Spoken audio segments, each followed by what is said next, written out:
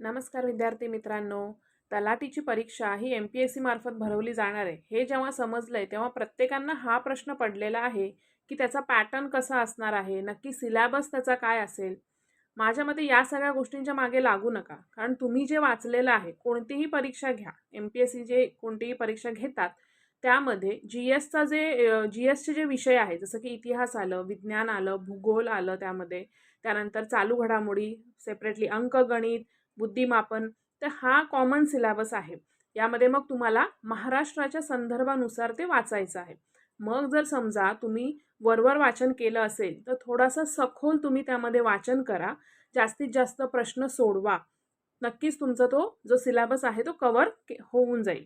आता जसं MPSCने नोटिफिकेशन टाकलं तर आपल्याला समजेलच, परंतु तोपर्यंत वेळ वाया घालवू नका आणि फॉलो करायला विसरू नका.